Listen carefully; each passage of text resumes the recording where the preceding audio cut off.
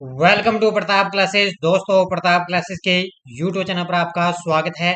आज है 18 जुलाई 2023 और 18 जुलाई 2023 के जितने भी इंडिया और वर्ल्ड के जो करंट अफेयर्स के क्वेश्चन बनते हैं, आज उनका हम डिस्कशन करेंगे। पूरा वीडियो ध्यान से देखना और लास्ट में आपसे क्वेश्चन पूछूंगा जिनके जवाब आपको कमेंट बॉक्स में देना होगा। आज अपने पढ़ेंगे विंबलडन 2023 पुरुष एकल और महिला एकल का खिताब किसने जीता है, कौन सी टीम 14वीं बार दिलीप ट्रॉफी चैंपियन बनी है और नोमाडिक एलिफेंट 2023 संयुक्त सैन्य अभ्यास आयोजित हुआ। इनकी आज हम चर्चा करेंगे। तो डेली आपको सुबह 6 बजे करंट की क्लास ये लाइव मिलती है और शाम को 5 बजे मेरी इंडिया और राजस्थान करंट अफेयर्स की एक सीरीज चल रही है। उसके अंदर आपको मैं जनवरी से जून तक आपको छोटी छोटी सीरीजों के माध्यम से मैं आपको शाम 5 बजे वो क्लास आपको दे रहा हूँ। तो ये 6 बजे आपको सुबह करंट की क्लास और शाम को मेरी डेली शाम को 5 बजे आपको क्लास है मिलती है। और सभी सभी विद्यार्थी एक बार वीडियो को लाइक और शेयर करेंगे और जो भी विद्यार्थी हमारे चैनल पर नहीं है तो जरूर आप उनको सब्सक्राइब करें और इसके पास ले बेल आइकन का घंटा दबाएं ताकि हम जैसे वीडियो अपलोड करें उसका नोटिफिकेशन आप तक है पहुंच जाएगा। और जो इसकी पीडीएफ है वो आपको टेलीग्राम पर मिल जाती है। रोज शाम आपको वीडियो के डिस्क्रिप्शन में टेलीग्राम का लिंक है। रोज शाम आपको टेलीग्राम पर इसकी पीडीएफ वगैरह है और जो क्वेश्चन है वो भी आपको टेलीग्राम पर मिल जाते हैं। तो सभी विद्यार्थियों को गुड मॉर्निंग, मेरा प्यार भरा सभी विद्यार्थियों को नमस्कार। तो सबसे पहले हम कल के क्वेश्चनों को रिवाइज कर लेते हैं। देखिए, शुभम टोडगर ने senior Commonwealth games weight lifting championship 2023 में 61 किलोग्राम कैटेगरी के अंदर कौन सा पदक जीता, तो ये जीता है स्वर्ण। हाल ही में किस राज्य ने शेरपा G20 की तीसरी बैठक की मेजबानी की, तो ये की है कर्नाटक ने। हाल ही में विश्व अंतर्राष्ट्रीय न्याय दिवस 2023 कब बनाया गया, तो ये कल 17 जुलाई को बनाया गया। एशिया प्रशांत मनी लॉन्ड्रिंग ग्रुप का प्रवेशक बनने वाला पहला अरब देश बना है संयुक्त अरब अमीरात। हाल ही में किसने सागर संपर्क DGNSS का उद्घाटन किया, तो ये किया है सर्बानंद सोनोवाल ने। किस राज्य में देश की पहली ई स्पोर्ट्स और ब्रेक डांस अकादमी स्थापित की जाएगी, तो ये है मध्य प्रदेश के भोपाल शहर के अंदर। हाल ही में किस राज्य के ओथूर पान के पत्तों को जीआई टैग मिला, तो ये मिला है तमिलनाडु राज्य में। और बढ़ते मानव हाथी संघर्ष मुद्दे को कम करने के प्रयास में किस राज्य में गजा है कोठा अभियान शुरू किया है, तो ये किया गया असम राज्य के अंदर। ये थे कल के क्वेश्चनों का रिवाइज। इसकी जो पीडीएफ आपको टेलीग्राम पर मिल चुकी है और जो इसकी जो ये क्वेश्चनों की स्लाइड है वो भी आपको जो क्वेश्चन है वो भी आपको टेलीग्राम पर मिल जाते हैं। ठीक है, कोई सूचना है कोई लिंक है सब आपको टेलीग्राम पर मिल जाता है। तो सारे विद्यार्थी एक बार वीडियो को लाइक और शेयर करेंगे। पहला क्वेश्चन आपके सामने देखिए, किस टेनिस खिलाड़ी ने विंबलडन 2023 फाइनल खिताब जीता है, तो मैंने आपको कुछ दिन पहले बताया कि आपको मैंने बताया कि जुलाई के अंदर क्या है विंबलडन चैंपियनशिप 2023 का आयोजन होगा। तो अब इससे जो है इस चैंपियनशिप का आयोजन है वो समापन हो चुका है। तो किस टेनिस खिलाड़ी ने विंबलडन 2023 का फाइनल खिताब जीता, तो ये जीता है कार्लोस अल्काराज ने। अब की बार सबसे पहले तो आपको पता है नोवाक जोकोविच ये खिताब लगातार जीते थे, लेकिन अल्काराज ने अब की बार नोवाक जोकोविच को मात देकर ये टेनिस खिताब अब की बार जीत लिया है। ठीक है, कार्लोस है अल्काराज ने विंबलडन 2023 का फाइनल खिताब जीता। तो ये तस्वीर के अंदर आप देख सकते हो, बड़ा शानदार आपको लग रहा है। ये है तस्वीर के अंदर कार्लोस अल्काराज, किसके हैं ये टेनिस खिलाड़ी। ये थी पुरुषों की बात। अब अपने देख लेते हैं महिला के अंदर किसने जीता है। विंबलडन 2023 पुरुष एकल फाइनल जिसमें कार्लोस अल्काराज ने 4 बार के गत चैंपियन नोवाक जोकोविच को हराकर चैंपियनशिप ने अपना पहला खिताब जीता है। यानी कि इस साल लगातार, पीछे साल क्या है कि 4 बार लगातार नोवाक जोकोविच जीते आ रहे थे, लेकिन अब की बार इन्होंने इसको हराकर पहला खिताब जीत लिया। किसने? कार्लोस अल्काराज ने। और महिला एकल में जीता है मार्केरेटा वोड्रोसेवा, विंबलडन चैंपियन बन गई है। अगर महिला की बात आए, दोनों याद रखना है, पुरुषों के अंदर कार्लोस अल्काराज और महिला एकल में आगे मार्केरेटा वोंड्रासोवा। ठीक है, ये विंबलडन चैंपियन बन गई है। ओपन एरा में ऐसा करने वाली पहली गैर वरीयता प्राप्त खिलाड़ी है। उन्होंने फाइनल में पिछले साल की उपविजेता ओन्स जाबेओर को हराया है। ठीक है, इस महिला ने क्या है, महिला एकल ने जीतना। मार्गरेट वोड्रोसोवा ने किसको हराया, ये रहा है पिछली बार की उपविजेता है ओन्स जाबेओर, इसको हरा दिया। ठीक है, और इसने नोवाक जोकोविच को हराया है। 26 जून से 16 जुलाई 2023 तक ऑल इंग्लैंड लॉन टेनिस और क्रिकेट क्लब क्रिकेट क्लब है ये, क्रिकेट नहीं, ध्यान रखना, क्रिकेट क्लब है ये, ठीक है। विंबलडन में खेले गए और 2023 चैंपियनशिप का अब की बार ये 136वां संस्करण था, ठीक है, याद रखना। अब की बार ये 136वां संस्करण खेला गया है और इसके अंदर कार्लोस अल्कराज ने पुरुष एकल में खिताब जीता और महिला एकल में मार्गरेटा वोंड्रोसोवा ने विंबलडन चैंपियन है जीता है। तो ये दोनों आपको बढ़िया तरीके से याद रखने हैं। हाल ही में कौन सी टीम दिलीप ट्रॉफी चैंपियन बनी है? हाल ही में कौन सी टीम दिलीप ट्रॉफी चैंपियन बनी? तो ये बनी है साउथ जोन, ठीक है। कौन सी बनी है? साउथ जोन है बन चुकी है, ठीक है। साउथ जोन ने क्या है, किसको हराया? वेस्ट जोन को, ठीक है। किसको हराया? वेस्ट जोन को हराकर साउथ जोन ने क्या है, 14वीं बार, कितनी बार है? 14वीं बार दिलीप ट्रॉफी चैंपियन बनी है। कौन है? South zone. ये तस्वीर के अंदर आप देख सकते हो, ये है क्रिकेट के खिलाड़ी, साउथ जोन के खिलाड़ी, और इन्होंने 14वीं बार दिलीप ट्रॉफी चैंपियन ये बनी है। देखो, हनुमा विहारी की अगुवाई वाली साउथ जोन टीम ने दिलीप ट्रॉफी 2023 के फाइनल मुकाबले में वेस्ट जोन को हराकर खिताब अपने नाम में किया है। साउथ जोन ने 14वीं बार दिलीप ट्रॉफी चैंपियन बनी, यानी कि लगातार 14वीं बार ये दिलीप ट्रॉफी चैंपियन बनी। और विदवत कवरपा प्लेयर ऑफ द मैच और सीरीज चुने गए। तो ये एक खिलाड़ी हैं विदवत कवरपा, ठीक है। ये क्या इस मैच के अंदर प्लेयर ऑफ द मैच और सीरीज ये चुने गए हैं। तो दिलीप ट्रॉफी चैंपियन का खिताब किसने जीत लिया? साउथ जोन ने जीता है। हाल ही में किसने भूमि सम्मान 2023 पुरस्कार प्रदान करेगी? हाल ही में किसने भूमि सम्मान 2023 पुरस्कार प्रदान किया जाएगा, किसके द्वारा? तो ये किए जाएंगे, हमारी राष्ट्रपति है द्रौपदी जी मुर्मू। आज यानी कि आज है 18 जुलाई, ठीक है। आज 18 जुलाई के दिन भूमि सम्मान 2023 पुरस्कार प्रदान करेगी। कौन है? हमारी राष्ट्रपति, देश की राष्ट्रपति है द्रौपदी जी मुर्मू। आज ये पुरस्कार प्रदान करेगी। कब है? आज है 18 जुलाई को, ठीक है। देखो, राष्ट्रपति द्रौपदी जी मुर्मू 18 जुलाई 2023 को विज्ञान भवन नई दिल्ली में 9 राज्य सचिवों 9 तो राज्य सचिव हैं और 68 जिला कलेक्टरों की को उनकी टीमों के साथ भूमि सम्मान 2023 प्रदान करेगी।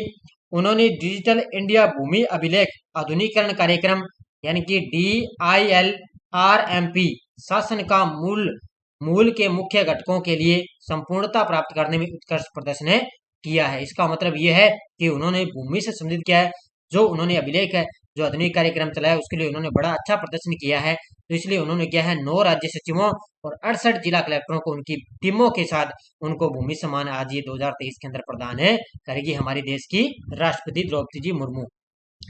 भारतीय सेना किस देश के साथ नोमैडिक एलिफेंट 2023 संयुक्त सैन्य अभ्यास आयोजित कर रही है? तो भारतीय सेना किस देश के साथ नोमैडिक एलिफेंट 2023, ठीक है, ये सैन्य अभ्यास आयोजित कर रही है? मंगोलिया देश के साथ। किसके साथ कर रही है? मंगोलिया के साथ आयोजन कर रही है। तो ये तस्वीर के अंदर आप देख सकते हो, इस तरह देखो अभ्यास किया जाता है। जैसे अभ्यास मतलब ये प्रयास करते हैं, युद्ध करते हैं, कि दोनों आप युद्ध अभ्यास करते रहते हैं, अब इनका बढ़िया तरीके से क्या है, जो है अभ्यास होता रहे। तो ये भारतीय सेना और मंगोलिया के बीच में क्या है, नोमैडिक एलिफेंट 2023 अभ्यास आयोजित हो रहा है। भारतीय सेना के 43 जवानों का एक समूह है संयुक्त सैन्य अभ्यास नोमैडिक एलिफेंट 2023 के 15वें संस्करण में हिस्सा लेने के लिए मंगोलिया में अभ्यास शुरू किया है, ठीक है। भारत के 43 जवान गए हैं मंगोलिया के अंदर और उन्होंने 15वें संस्करण के लिए उन्होंने ये अभ्यास किया। यह अभ्यास 17 जुलाई से लेकर 31 जुलाई 2023 तक मंगोलिया के उलान बटोर में होने वाला है, ठीक है। 17 जुलाई से शुरू हो चुका है। कब तक चलेगा? 31 जुलाई तक। भारतीय सेना की Jammu Kashmir light infantry regiment के सैनिक संयुक्त रूप से अभ्यास में भाग लिया है।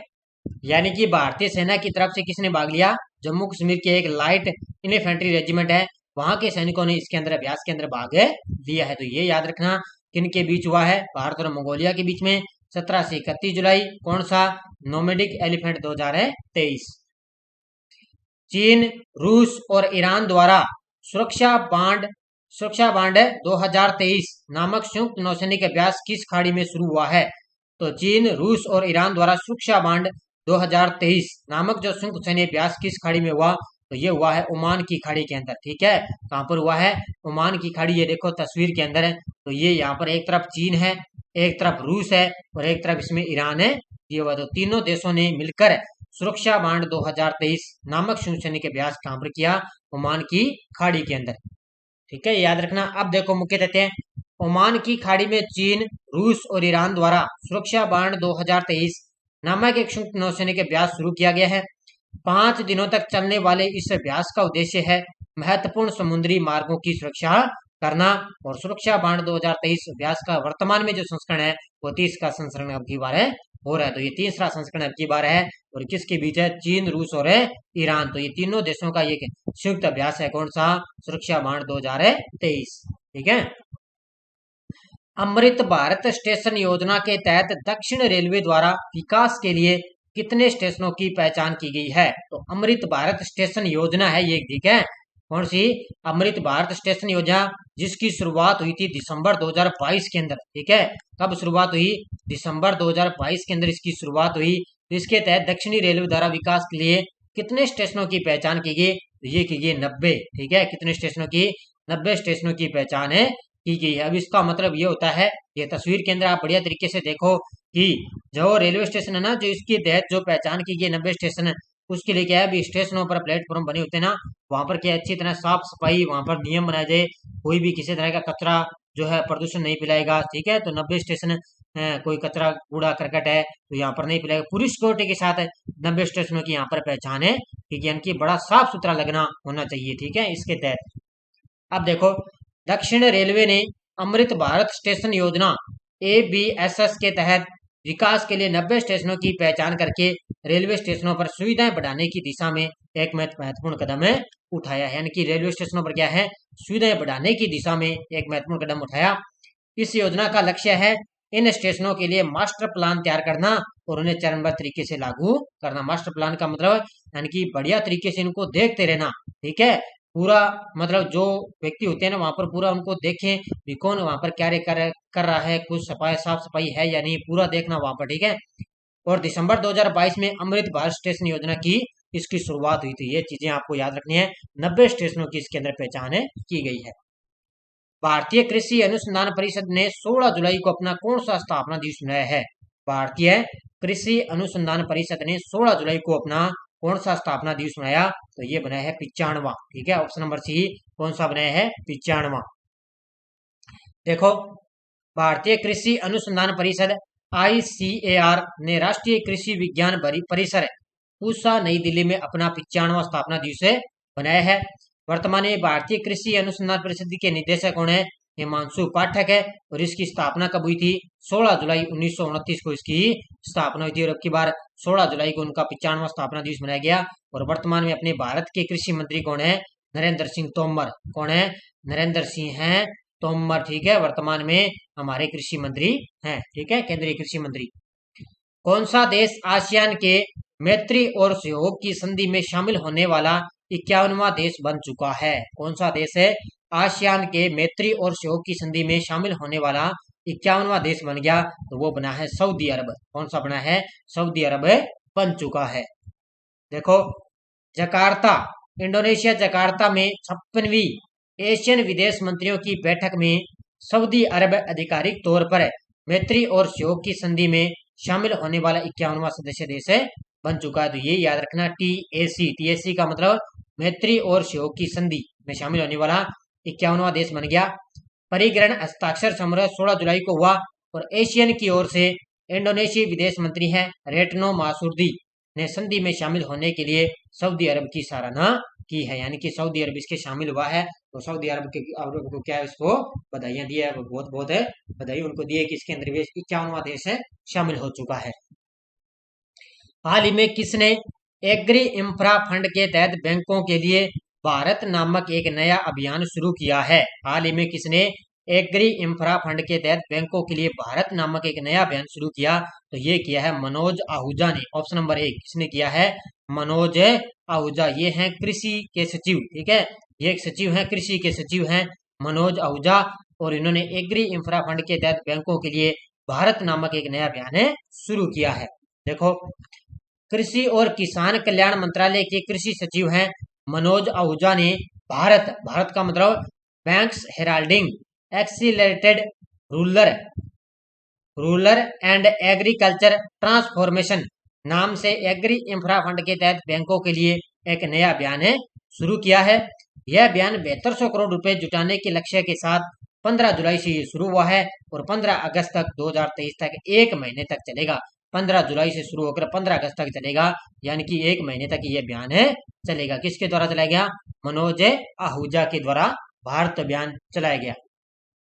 आईआईटी दिल्ली का पहला परिसर स्थापित करने के लिए शिक्षा मंत्रालय ने किस देश के साथ समझौता किया है? ये तस्वीर के अंदर आप देख सकते हो। ये देखो, हमारे देश के प्रधानमंत्री मोदी जी यहाँ बैठे हैं और इधर बैठे हैं संयुक्त अरब अमीरात के राष्ट्रपति। ठीक है, तो इन दोनों के बीच में आईआईटी दिल्ली का पहला परिसर स्थापित करने के लिए शिक्षा मंत्रालय ने संयुक्त अरब अमीरात के समझौता साथ है किया है। किसके साथ है? संयुक्त अरब अमीरात के साथ है समझौता किया है।